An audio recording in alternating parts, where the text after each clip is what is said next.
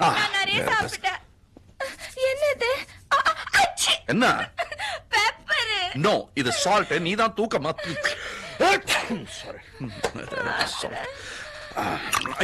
மூடி உள்ள விழுந்துருச்சு. இருந்தாலும் பரவாயில்ல, இதை கொஞ்சம் குடிச்சிருமா? பாரு, சொன்னா கேளு பேபி.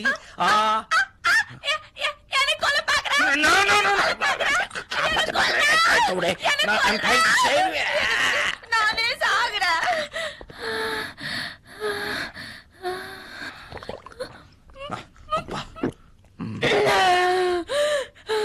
எவ்வளவு பெரிய மாத்திரை. மூடி மூடி எங்க?